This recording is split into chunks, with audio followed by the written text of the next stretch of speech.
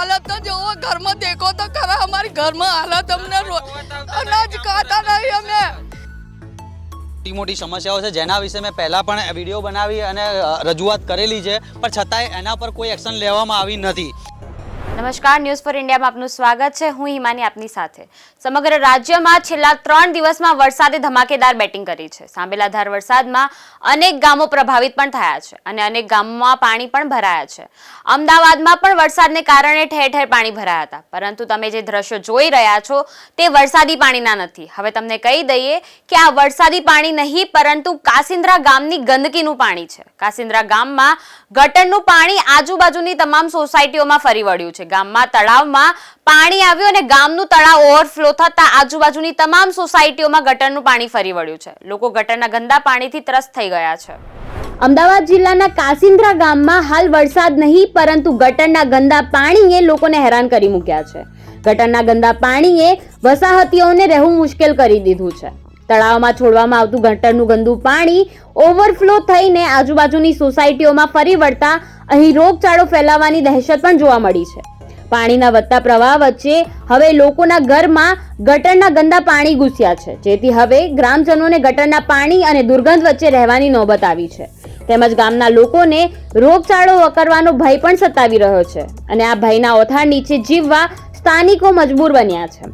સાથે જ અનેકવાર ફરિયાદ કરવા છતાં હજી સુધી આ સમસ્યાનો નિવેડો લાવવામાં નથી આવ્યો, જેને લઈને સ્થાનિક લોકોએ વિરોધ પણ દર્શાવ્યો હતો અને ગામમાં રહેતા લોકોએ સરપંચ ઉપર ગંભીર આક્ષેપો પણ લગાવ્યા હતા। સાથે જ સરપંચ હાય હાયના નારા પણ લગાવ્યા હતા। આટલા વિરોધ છતાં નિંદ્રાધીન તંત્ર કોઈ કામગીરી કરે છે કે કેમ, હવે એ જોવું રહ્યું। જેમ કે આપ સૌને ખબર હશે કે અત્યારે વહેલી સવારનો જે વરસાદ પડી રહ્યો છે, અંધાધૂની વરસાદ જે પડી રહ્યો છે તેમાં આજે અમે કાસિન્દ્રા વિસ્તારમાં આવ્યા છીએ અને કાસિન્દ્રા વિસ્તારને અમે તમને વિડીયો બતાવી જોઈએ। તલાવડી છે, તલાવડીની હાલત જોજો ને તે જેમના મકાનો છે, મકાનોની અંદર કેવી રીતના પાણી ભરાઈ ગયા છે અને આ લોકોને એવું કહેવું છે કે અહીંના સરપંચ જે છે એ બિલકુલ ધ્યાન નથી દેતા અને જે રીતે વોટ લઈને ગયા છે ત્યારથી હજુ સુધી અમારી કોઈ ખેર ખબર પૂછવા નથી આવતું। દર વખતે અમે ચોમાસામાં આવી રીતના હેરાન થઈ રહ્યા છે, તો અહીંના સ્થાનિક લોકો આપણી સાથે જોડાય છે। એમની સાથે અમે વાતચીત કરીશું કે કોણ છે સરપંચ, એમનું નામ શું છે અને કેમનું એમની પરિસ્થિતિ છે અત્યારે હાલમાં એ કેવી રીતના છે, એમણે સવારથી ખાધું છે કે નથી ખાધું એ પણ અમે વાતચીત કરીશું। શું કહેશો માસી તમે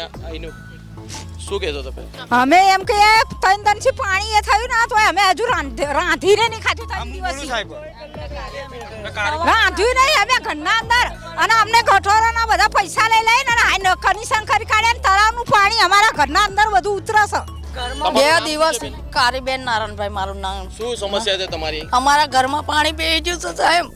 3 દિવસથી અમે અનાજ પાણી ખાતા નહીં। મારા જાનવર 30-35 હજારના જાનવર મારા ભૂખ્યા મરી અને અમે 3 દિવસથી અનાજ નહીં 2 છોકરા મારા બીમાર છે, આટલા બોકરા છે, જીવન છોકરા છે મારા સાહેબ। અમે કરીએ ત્યાં જઈએ અમે તારે અમારી હાલત તો જોવો, અમારી હાલત તો જોવો, ઘરમાં દેખો તો ખરા અમારી ઘરમાં હાલત અમને અનાજ ખાતા નહીં અમે।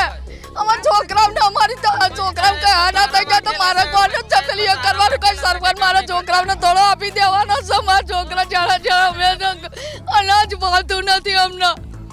શું કહો છો તમે? અહીંના સરપંચો ને બધા ગારો બોલે છે અમને ઉપરથી જઈએ। નામ શું છે તમારું? બકાભાઈ સરપંચ દીપ્તિબેન છે સરપંચ દીપ્તિબેન પટેલ।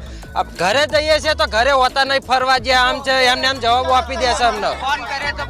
ફોન કરીએ તો ફોન ઉપાડતા નહીં અમારો। અત્યારે હાલમાં જે અહીંયા આટલું બધું પાણી ભરાયું છે એનું કારણ શું છે? આ પાણી ક્યાંથી આવ્યું છે? ગામની ગટરો પ્લસ આજુબાજુના બધા ગામડાનું પાણી અહીં જાય છે, તલાઈમાં બધું જ આવે છે। આ બધું બંગલા બને છે, બધાનું કનેક્શન અંદર જ નાખ્યું છે। એટલે કયું વરસાદી પાણીનું કનેક્શન છે કે ગટર? વરસાદી છે ને ગટરનું અંદર છે, ગટર આખા ગામની અંદર છે। તો આના વિશે તમે કોઈથી કમ્પ્લેન કરી છે સરપંચને કે કોર્પોરેશન વિભાગમાં કે અધિકારીને? 500 કમ્પ્લેન્ટ સાહેબને કરી છે પણ જવાબ જ નથી આપતા। અમારે કોઈ કમ્પ્લેન્ટનો કોઈ જવાબ આપતા નથી અને ઉપરથી કહેવા જઈએ તો અમને ગારો બોલી નીકાળી દે છે। કોણ ગાળો બોલે છે આવું? પંચાયતમાંથી બધાએ। એમના નામ શું? કોઈના નામમાં? અભી હાલત આપણે જતા અમારો એમ કરીને અમને કાઢી મૂક્યા હતી। એટલે તમે શા કારણસર ગયા હતા? અમે આજે જ જતા, આજે હતા કોર્પોરેશનની ઓફિસ ચાલુ હતી અહીંયા? આજે ચાલુ ના, એ બંધ હતી અત્યારે। તો પછી તમને ક્યાં મળ્યા? અત્યારે એમના ઘરે ગયા હતા અમે। પંચાયત બંધ છે, તારું રાખેલું છે પંચાયતમાં, તે અમે એમના ઘરે ગયા હતા। તો એમના ઘરે ગયા ને તો અમને એ ગારો ભાંડીને આવી કીધું તમે કે અમને હેરાન કરો છો એમ ઉપરથી કહીને અમને કાઢી મૂક્યા. એમનો અહીંયા શું હોદ્દો શું છે એમનો એમનો અમારા સભ્ય છે એટલે આ બધાને અમે વોટ એમને આપેલો છે. જેને ગાળો બોલી એમને તમે વોટ હા એમને સરપંચ દીપ્તિબેન છે પણ સભ્ય હોય ને આપણે કોઈ બી એવોર્ડનો કઈ સભ્ય હોય ને આપણે તે અમે વોટ એમને આપ્યો છે. હવે એમને વિજય થયા છે આનું કોઈ સોલ્યુશન જ આવતું નથી અને કોઈ સંભાળતું જ નથી.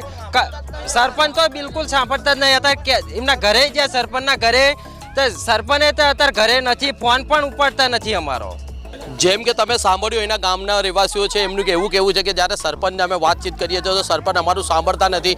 ને જે કોર્પોરેશનમાં બેસી રહ્યા વ્યક્તિ છે અત્યારે હાલમાં તો કોર્પોરેશનમાં તાળું છે, પણ એમના ઘરે જ્યારે અમે કે આ સમસ્યાને લઈને તો એમણે એમ કહેવામાં આવ્યું કે અમને ગાળો દેવામાં આવી રહી છે તેવું અહીંના સ્થાનિકોનું કહેવું છે કે અને અહીંના સરપંચ પર ધ્યાન નથી દેતા તેવું અહીંના જે ગામવાસીઓ છે એમનું એવું કહેવું છે. ને અહીંયા બીજા પણ અમારી સાથે જોડાય છે, એમની સાથે પણ વાત કરીશું. શું નામ છે આપનું?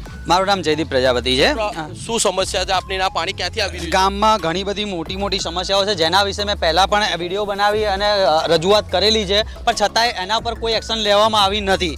સૌથી પહેલાં તો અત્યારે હાલ તમે આ જે સિચ્યુએશન જોઈ રહ્યા છો એ સિચ્યુએશન છે, બરાબર છે? આ સિચ્યુએશન. બીજી વસ્તુ કે અમારા ગામનો જે મેઇન રસ્તો છે એ તમે રસ્તાની પૂરી હાલત જોઈ લો. રસ્તાની હાલત એવી છે કે બહુ જ ખરાબ હાલત થઈ ગઈ છે. મેઇન જે રસ્તો એન્ટ્રન્સ થવાનો છે, એન્ટ્રન્સ જે થવાનો રસ્તો છે ત્યાં જ એટલા ખાડા ખડબચિયા છે કે લોકોને ઘણી બધી સમસ્યાઓ થઈ છે. કોઈને બેક પેઇનનો પ્રોબ્લેમ થઈ રહ્યો છે, એ રીતના બધી સમસ્યાઓ થઈ. સ્કૂલનો પ્રોબ્લેમ છે. સ્કૂલની અંદર અહીંયા બાજુમાં જ કન્યા શાળા છે. હવે કન્યા શાળા ત્યાં પણ અત્યારે હાલ ફૂલ કાદવ કીચડ છે. તે જગ્યાએથી નાની બાળાઓ ત્યાં સ્કૂલમાં આવી રહી છે. છોકરાઓનું ભવિષ્ય શું છે ત્યાં અને એમના છોકરાઓ બધા પોતાના બહાર છે. અહીંયા કોઈ ધ્યાન આપતા નથી. જ્યારે મેં કમ્પ્લેન કરી તો એમના જે છોકરા છે એમના મોટા છોકરા તરફથી સરપંચના દીપ્તિબેન કરીને સરપંચ છે, દીપ્તિબેન પટેલ, અને એ બકાભાઈ છે એ વાય છે એ બધો અહીંયાનો વહીવટ કરે છે. અને મેં જ્યારે એ સરપંચને વિડીયો દ્વારા કીધું તો એમના છોકરા તરફથી મને એવા ઉત્તર મળે છે કે આ મેઇન હાઈવે છે તો તમારે પંચાયતમાં આવીને કમ્પ્લેન કરવી જોઈએ. તો શું આ મારી જવાબદારી છે પંચાયતમાં આવીને કમ્પ્લેન કરવાની? આ મેઇન હાઈવે છે તો એમને નથી દેખાતું કે આ વસ્તુ છે મારે કરવાની જવાબદારી છે? અત્યારે આ તળાવની જે સિચ્યુએશન છે, શું એમણે ઊંડું કરાયું હોય તળાવ તો આ પાણીની સમસ્યા થાય? અને અત્યારે એ જગ્યાએ પારી કરાવવાની જવાબદારી પણ હતી એમની. અહીંયા ગામની ગટરનું પાણી તળાવમાં આપેલું જે બંધિયાર તળાવ છે એની અંદર પાણી આપો તો એ પાણી ક્યાં જવાનું? આખા ગામની જે ગટર છે એ ગટરનું પાણી ક્યાં જશે? તો એ પણ નિકાલ કરવાની વ્યવસ્થા એમને કરવી જોઈએ.